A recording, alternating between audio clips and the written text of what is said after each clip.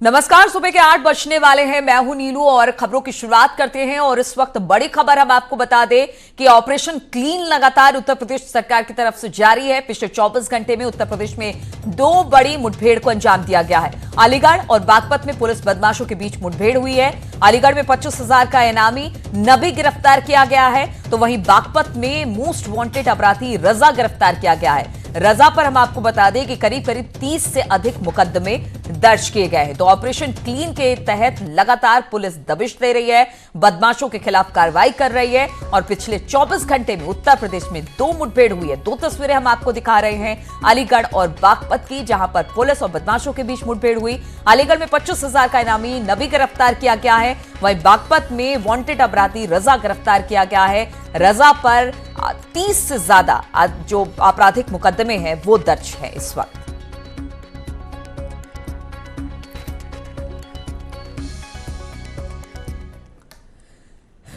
जमा थाना क्षेत्र में पिलाना मोड़ पर हमारी पुलिस पार्टी चेकिंग कर रही थी। छतारी की तरफ से 2 लड़के एक बिना नंबर की मोटरसाइकिल पर आ रहे थे। पुलिस पार्टी द्वारा रोकने का प्रयास किया गया। उन्होंने पुलिस पर जान से मारने से ताबड़तोड़ फायरिंग की। जवाबी फायरिंग में एक बदमाश को पांव में गोली लगी और एक बदमाश ईख में अंधेरा फायदा उठाकर भाग गया। और बातचीत करने के लिए अलीगढ़ से रंजीत हमारे साथ जुड़ गए हैं। रंजीत, कब हुई पुलिस के साथ ये मुठभेड़ और लगातार ऑपरेशन क्लीन जारी है और उसी को लेकर ये बड़ी कार्रवाई की जा सकती है? जी नीलू, मैं आपको बता दूं, ये रात को 50,000 का कुख्यात इनामी बदमाश ये जो निकल के जा रहा था थाना जवा क्षेत्र में, और इसको पुलिस ने गश्त के दौरान रोकने का प्रयास किया, जिसमें इसने जवाब में पुलिस पर फायरिंग कर दी। पुलिस, ये 2 साथी थे, एक रात में अंधेरे का फायदा उठाकर भागने में सफल रहा व दूसरा इसको पुलिस ने पकड़ लिया। इस पे कई मुकदमे दर्ज थे, इस पे गौकशी के भी कई मुकदमे दर्ज हैं। और इसने कई राउंड पुलिस पे फायरिंग करी है, जिसमें रात में इस पे गोली लग गई और इसको अस्पताल भेजा गया है। जी। और कितने मामले इस पर वांछित हैं इस वक्त? इस पे तकरीबन 14 से 15 मामलों में ये वांछित था, जिसमें 4 से 5 मामले इस पे गौकशी के थे। अलग अलग इसने थानों में जाके, गौशालाओं में जाके इसने कई गौकशी के तो ऑपरेशन क्लीन लगातार उत्तर प्रदेश पुलिस की तरफ से जारी है। रंजीत, बहुत बहुत शुक्रिया आपका तमाम जानकारी हम तक पहुंचाने के लिए। और इसी के तहत अब बदमाशों की सामत आई है।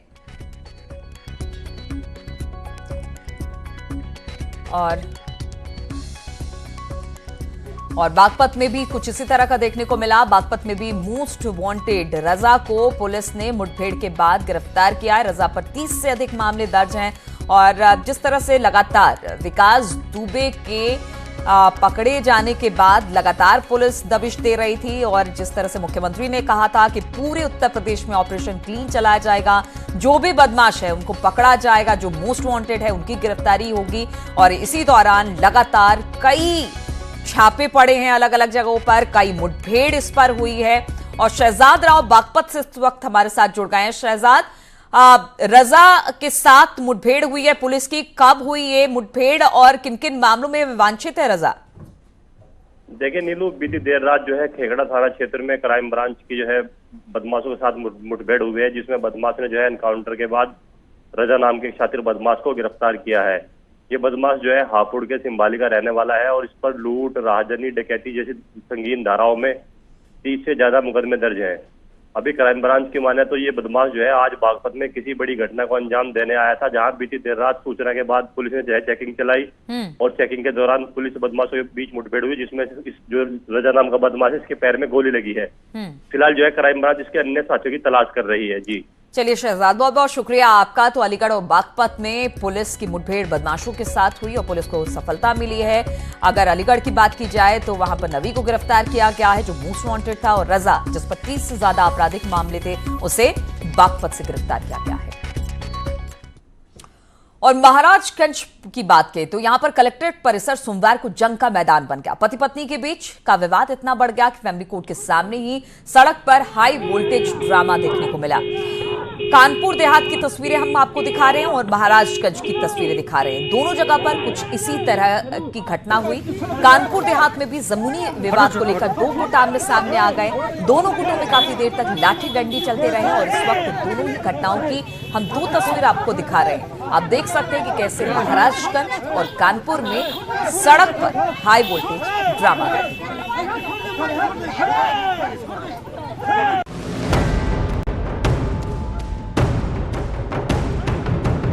महाराजगंज कलेक्ट्रेट परिसर जंग के मैदान में तब्दील हो गया। फैमिली कोर्ट के सामने सड़क पर ऐसा हाई वोल्टेज ड्रामा देखने को मिला कि देखने वाले भी देखते ही रह गए। पति पत्नी के बीच का दहेज का सामान का विवाद सड़क पर ऐसा आया कि जिसको मौका मिला वो एक दूसरे को धुनने में लग गया, मानो इसका ही कोई कंपटीशन हो रहा हो। हालात ऐसे हो गए कि एक बार नहीं कई बार पति पत्नी और उनके घर वालों में जमकर जूते चप्पल और सैंडल चलते रहे और देखने वाले खड़े तमाशा देखते रहे। सड़क से शुरू हुई लड़ाई इतनी बढ़ती चली गई कि सड़क किनारे भरे पानी तक जा पहुंची। मानो ऐसा लग रहा था कि फैमिली कोर्ट के सामने ही ये खुद ही फैसला देकर रहेंगे। दरअसल 1 साल पहले दोनों की शादी हुई, लेकिन शादी के कुछ दिनों बाद ही पति पत्नी में कहासुनी और मारपीट होने लगी, जिसके बाद दोनों का मामला कोर्ट में चलने लगा। वहीं जब फैमिली कोर्ट में दहेज के सामान लेने की बात चल रही थी, तभी दोनों पक्षों में कहासुनी हुई और नौबत यहां तक आ गई। न्यूज़ 18 के लिए महाराजगंज से आशीष कुमार शुक्ल की रिपोर्ट। और आगरा में आपसी विवाद को लेकर भतीजे ने चाचा की गोली मारकर हत्या कर दी। हत्या के बाद आरोपी भतीजा मौके से फरार हो गया। मामला थाना कोतवाली इलाके का है, जहां पर मोहसिन का अपने भतीजे छोटू से विवाद हो गया। दोनों के बीच पहले से ही रुपयों के लेन देन का विवाद था और उसके अलावा मकान बनवाने का भी विवाद चल रहा था। इसी विवाद के चलते दोनों के बीच काफी कहासुनी हुई और इसी कहासुनी में भतीजे छोटू ने अपने चाचा मोहसिन को गोली मार दी। मोहसिन को आनंद फानन में मेडिकल कॉलेज में भर्ती कराया गया, लेकिन तब तक मोहसिन की मृत्यु हो चुकी थी। फिलहाल पुलिस ने मामला दर्ज कर लिया है। मेरे दोनों भैया की गोली मारी छोटू ने, कनपटी में मारी, छोटे के बड़े के मारी।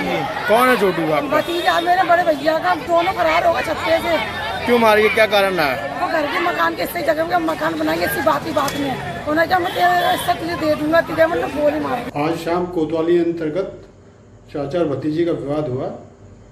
पारिवारिक विवाद को लेकर के भतीजे द्वारा अपने चाचा को गोली मार दी गई, जिन्हें गंभीर अवस्था में एसएन मेडिकल कॉलेज में भर्ती कराया गया था, जहां उपचार के दौरान उनकी मृत्यु हो गई है। पुलिस द्वारा आवश्यक कार्रवाई की जा रही है। और आगरा के थाना शमशाबाद क्षेत्र में देर रात बिजली के एक ट्रांसफार्मर में भीषण आग लग गई और इसके बाद वहां पर हड़कंप मच गया। काफी मशक्कत के बाद स्थानीय लोगों ने आग पर काबू पाया। दरअसल जिस वक्त बिजली की सप्लाई चल रही थी, उस वक्त ट्रांसफार्मर से एक चिंगारी निकली और इस चिंगारी ने पूरे ट्रांसफार्मर को अपनी चपेट में ले लिया और देखते ही देखते ट्रांसफार्मर धू धू कर जलने लगा। आग लगने की खबर स्थानीय लोगों ने बिजली विभाग को दी। खबर के बाद बिजली विभाग ने इलाके की बिजली की सप्लाई काटी और इसके बाद कहीं जाकर स्थानीय लोगों ने आग पर काबू पाया। और कानपुर में विकास दुबे कांड से ही लगता है कि पुलिस ने कोई सबक नहीं ली है। इसका नमूना देखने को मिला कन्नौज में, जहां पर ठठिया इलाके में एक बंधक महिला को छुड़ाने के लिए डायल 112 नंबर के पुलिसकर्मी बिना तैयारी के और बिना संसाधनों के ही पहुंच गए, लेकिन घटनास्थल पर दबंगों ने पुलिसकर्मियों के साथ धक्का मुक्की की, उनके साथ बदसलूकी भी की। पुलिस ने बाद में जाकर 11 लोगों के खिलाफ मामला दर्ज किया है और 2 को अब इसमें गिरफ्तार किया गया है। टीआरबी पे एक इवेंट आई थी, जिसमें एक महिला ने अपने पति के खिलाफ शिकायत की थी कि उसका पति उसको मार पीट रहा है। इस सूचना पर हमारी टीआरबी की गाड़ी वहां गई थी, तो उस महिला को इन लोगों ने एक कमरे में बंद कर रखा था। हमारे पुलिसकर्मियों ने उसको वहां से मुक्त कराया। उसके बाद उसके पति जो मुलायम सिंह बंजारा है, उसको पकड़ के लाने लगे, तो उसके परिवार के लोग और बाद में कुछ अगल बगल के लोग भी वहाँ एकत्रित हो गए और उन लोगों ने पुलिस के साथ बदसलूकी की। और चंदौली में अदसड़ गांव में पुलिस और ग्रामीण आमने सामने आ गए। यहां पर पुलिस ने चोरी के आरोप में 2 युवकों को हिरासत में लिया, जिसके ग्रामीणों ने जिसका विरोध किया और युवकों को निर्दोष बताया और पुलिस की टीम को गांव में ही रोक लिया। मौके पर पहुंचे वरिष्ठ अधिकारियों ने किसी तरह से ग्रामीणों को समझाया बुझाया और शांत किया। शुरुआती जांच में युवक निर्दोष पाया गया। अब इस पूरे मामले में एसएचओ कंदवा की भूमिका संदिग्ध बताई जा रही है। थाना कंदवा का गांव है, आदसड़ में गया था। वहाँ गांव के अंदर पब्लिक एकत्र थी। चूँकि थाने पे 2 लड़कों को बुलाया गया था, जिससे वहाँ सब बैठ गए। तो मैंने जनप्रतिनिधि गांव वालों से सबसे बातचीत की, उन्हें समझाया, वो सब लोग चले गए। दूसरा, अभी तक जो जांच की थी उसमें कोई लड़कों का दोष नहीं पाया गया। और अमेठी के ओंडी गांव में जमीन विवाद में 2 गुटों में झड़प हो गई। वो आमने सामने आ गए, एक दूसरे पर लाठी डंडे चले, जिसमें 2 महिलाएं भी घायल हो गई हैं। मारपीट का वीडियो अब सोशल मीडिया पर वायरल हो रहा है। सभी घायलों का इलाज फिलहाल तो जारी है। पुलिस ने अब इस पूरे मामले को लेकर जांच शुरू कर दी है।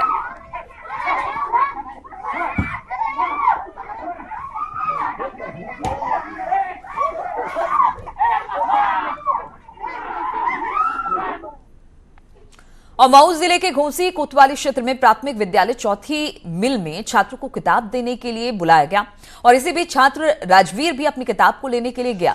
तभी स्कूल का गेट अचानक ही गिर गया, जिसकी चपेट में आकर छात्र गंभीर रूप से घायल हो गया।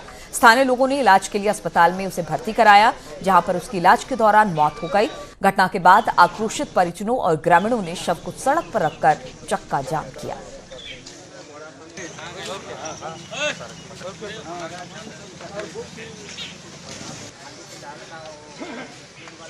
सर, मेरा बच्चा स्कूल में मास्टर साहब बुलाए थे किताब देने के लिए, वहाँ पे वो गया था और वो स्कूल का जो गेट था वो अभी 3-4 महीने का उस पर काम हुआ था, वो घटिया क्वालिटी से काम हुआ था वहाँ पे।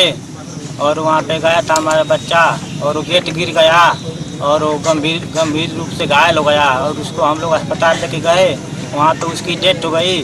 वहाँ से अभी हम लोग लेके आए हैं थोड़ी देर पहले और हमारा ये कहना है कि उन लोगों को सख्त कार्रवाई हो। और मुजफ्फरनगर के भोपा थाना क्षेत्र में युवती से छेड़खानी की घटना के बाद 2 पक्षों के लोग आमने सामने आ गए, जिसके बाद दोनों पक्षों के बीच जमकर मारपीट हुई, पथराव हुआ। विवाद की सूचना मिलते ही मौके पर पहुंची पुलिस ने लाठीचार्ज भी किया और आरोपी युवक को मौके से हिरासत में ले लिया। घटना के बाद अलग अलग गांवों में तनाव की स्थिति बन गई है, जिसको देखते हुए आला अधिकारियों ने दोनों गाँव में भारी पुलिस फोर्स को तैनात कर दिया है। ये मामला काजमरा गांव का मामला है। लड़की सुबह कोड़ा लेके जा रही थी तो एक लड़के मुनीस ने उसका आगे छेड़खानी हुई पीछे से, तो इसमें थाने पर मुकदमा लिखा गया है, लड़के को गिरफ्तार कर लिया गया है और कार्रवाई की जा रही है इसमें। और कानपुर के बिकरू कांड के आरोपी अमर दुबे का हमीरपुर में एनकाउंटर किया गया था और इसकी जांच के लिए आज हमीरपुर में लखनऊ से फॉरेंसिक टीम मौके पर पहुंची और एनकाउंटर सीन को रिक्रिएट किया गया है। फॉरेंसिक टीम के साथ हमीरपुर पुलिस भी मौके पर पहुंची। आपको बता दें कि 8 जुलाई को अमर दुबे का एसटीएफ और हमीरपुर पुलिस ने एनकाउंटर किया था। उस पर कानपुर में 8 पुलिसकर्मियों की हत्या में शामिल होने का आरोप था।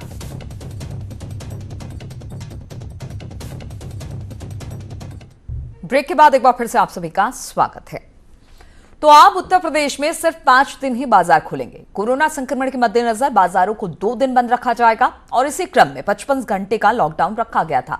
इस लॉकडाउन का कितना असर पड़ा जानते हैं अपने सहयोगी अमित राणा से। हमारे साथ गाजियाबाद से जुड़ेंगे हरीश हैं, अमित हैं। हरीश हमारे साथ बरेली से होंगे, लेकिन सबसे पहले हम चलेंगे अमित के पास ही। अमित, जिस तरह से कहा जा रहा है कि अब सिर्फ 5 दिन ही बाजार खुलेंगे, प्रतिष्ठान खुलेंगे, बाकी 2 दिन यानी कि सैटरडे और संडे को जो दुकानें होंगी, बाजार होंगे, जो प्रतिष्ठान होंगे वो बंद रहेंगे। इसका कितना असर देखने को मिला जो अभी बीता हफ्ता गुजरा है और आगे आने वाले समय में किस तरह से लोग इसको लेकर सोच रहे हैं?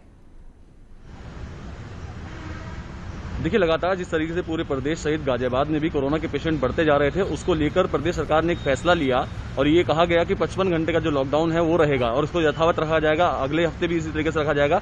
इसका खासा असर यहाँ गाजियाबाद में देखने को मिला। हालांकि प्रशासन की तरफ से भी 65 नई गाड़ियां खरीदी गई सैनिटाइजेशन करने के लिए और तमाम जो इलाके हैं उन जगह पे सैनिटाइजेशन का काम भी इस दौरान किया गया।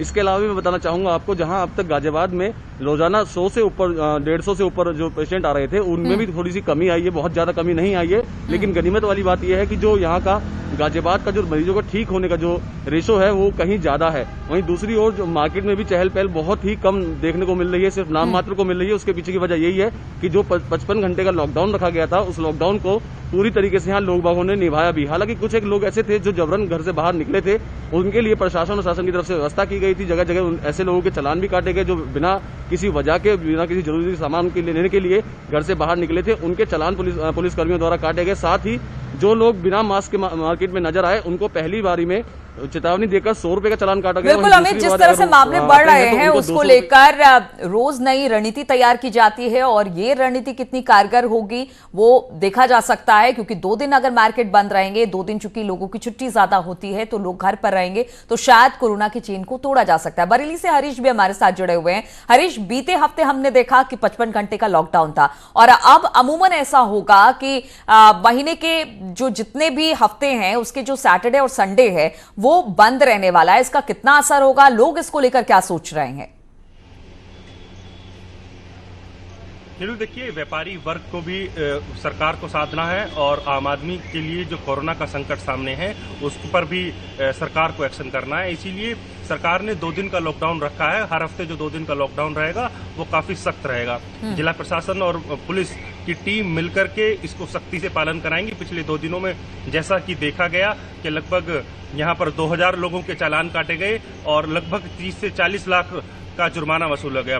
तो निश्चित तौर पर जब सरकार की तरफ से गाइडलाइन जारी हो रही हैं उसके बाद कुछ लोग अभी भी सड़कों पर घूम रहे हैं, लेकिन सरकार कोरोना की चेन तोड़ने के साथ साथ जो व्यापारी वर्ग है, आम आदमी है, उसको भी राहत देने का काम कर रहा है ताकि 5 दिन में वो अपना दिनचर्या भी चला ले। व्यापार जो है जो बिल्कुल और जरूरी है क्योंकि लोगों की सुविधाओं का ध्यान रखना है। बहुत दिनों तक लॉकडाउन नहीं रखा जा सकता है, इसलिए अनलॉक कर दिया गया। लेकिन अब ये कहा गया है कि एक नियम बना लिया जाए जिससे कोरोना की चेन भी टूटे और आम लोगों की दिनचर्या में बहुत ज्यादा फर्क भी ना आए। अब इसको लेकर देखना होगा कि कितना असर कोरोना से लड़ाई में इसको लेकर पड़ता है। बहुत बहुत शुक्रिया आप दोनों का हमारे साथ जुड़ने के लिए।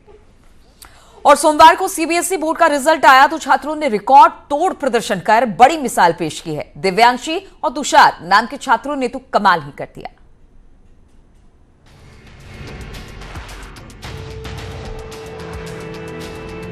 तो सीबीएसई बोर्ड ने जैसे ही रिजल्ट जारी किए वैसे ही लाखों छात्र छात्राओं में खुशी की लहर दौड़ पड़ी। सीबीएसई बोर्ड 12वीं की परीक्षा में लखनऊ की दिव्यांशी जैन ने तो इतिहास रच दिया। उन्होंने 600 नंबरों की परीक्षा में पूरे 600 नंबर हासिल कर दिए। दिव्यांशी नवयुग रेडियंस लखनऊ की छात्रा है जो लखनऊ के गणेशगंज इलाके में रहती। Divyanshi Jain history, geography, economics, insurance, Sanskrit और इंग्लिश विषयों से 12वीं की पढ़ाई कर रही थी। इस साल की परीक्षा में उनके सभी विषयों में 100% मार्क्स आए हैं। 100% नंबर पाने वाली दिव्यांशी जैन को डिप्टी सीएम दिनेश शर्मा, रक्षा मंत्री राजनाथ सिंह और साथ ही साथ अखिलेश यादव ने भी बधाई दी। खुश हूँ और सरप्राइज भी हूँ कि मेरे इतने अच्छे मार्क्स आए। आपके किस सब्जेक्ट में कितने मार्क्स आए और पूरा डिटेल? मेरे पास 6 सब्जेक्ट्स थे, 2 लैंग्वेजेस थी, इंग्लिश और संस्कृत, और मेरे बाकी सब्जेक्ट थे हिस्ट्री, ज्योग्राफी, इकोनॉमिक्स और इंश्योरेंस। वो मेरा वोकेशनल सब्जेक्ट था। मेरे सब सब्जेक्ट्स में 100 मार्क्स आए हैं। क्या बनना चाहते हैं और आप क्या कहना चाहते हैं, कैसे तैयारी की आपने? जी, मैंने स्टार्टिंग से ही तैयारी की है। मैंने कभी ऐसा नहीं किया कि मैं लास्ट में पढ़ूंगी। मैंने स्टार्टिंग से जितना हो सके मैंने उतनी तैयारी की है। कोई गलती की तो मैंने उसे सही करने की कोशिश की है और हमेशा चीज़ों को समझने की कोशिश की है। मैंने रट्टा नहीं मारा, लेकिन हमेशा सोचती थी कि जो चीज़ नहीं समझ आई उसको अंत तक समझ लूँ एग्जाम से पहले तक। मैंने इसे कोई स्पेसिफिकली नहीं डिसाइड किया कि मुझे क्या बनना है, पर मुझे हिस्ट्री के क्षेत्र में कुछ अच्छा करना है अपने देश के लिए। दिव्यांशी जैन की तरह ही बुलंदशहर के रहने वाले तुषार ने भी 100% अंक हासिल कर सभी को चौंका दिया। तुषार दिल्ली पब्लिक स्कूल के पढ़ने वाले। 12वीं का रिजल्ट आउट हुआ तो नोएडा के स्कूल की छात्रा स्निग्धा बसु भी सुर्खियों में आ गई। स्निग्धा ने 99.4% अंक लाकर माँ बाप का नाम रोशन कर दिया। नोएडा के विश्व भारती पब्लिक स्कूल की छात्रा स्निग्धा गाजियाबाद के इंदिरापुरम में रहती हैं, जिनका लक्ष्य डॉक्टर बनकर देश की सेवा करना है। सीबीएसई बोर्ड की इंटरमीडिएट परीक्षा में पूरे अयोध्या जिले में नंबर 1 की पोजीशन लाने वाली प्रांजलि पांडे का जिक्र भी काफी अहम हो जाता है। पत्रकार बनने की ख्वाहिश रखने वाली प्रांजलि ने मनोविज्ञान में सिर्फ 1 नंबर कम हासिल करते हुए बाकी सभी विषयों में 100% नंबर हासिल किए। प्रांजलि की सफलता पर उनका परिवार गदगद है। मेरा CBSE रिजल्ट में 99.8 आया है। ह्यूमैनिटीज साइड से मुझे 499 मिले हैं 500 में से। इसका श्रेय किसको जाता है? इसका श्रेय मैं पूरा का पूरा अपने फैमिली और अपने स्कूल को देना चाहूँगी। बहुत अच्छा महसूस हो रहा है और इतना गर्व का समय है कि सबको बस शब्द नहीं है कि बयां कर सके। और हम आपको बता दें, कोरोना से लड़ाई लड़ रहे महानायक अमिताभ बच्चन ने आज ट्वीट करते हुए कविता लिखी है। कविता के माध्यम से अमिताभ ने लोगों का शुक्रिया अदा किया। अमिताभ ने अपने ट्वीट में लिखा कि प्रार्थनाओं, सद्भावनाओं की मूसलाधार बारिश ने स्नेह रूपी बंधन का बांध तोड़ दिया है। बह गया, तर कर दिया मुझे इस अपार प्यार ने। मेरे एकाकीपन के अंधेरे को जो तुमने प्रज्वलित कर दिया है। व्यक्तिगत आभार मैं व्यक्त ना कर पाऊंगा, बस शीश झुका के नतमस्तक हूं मैं।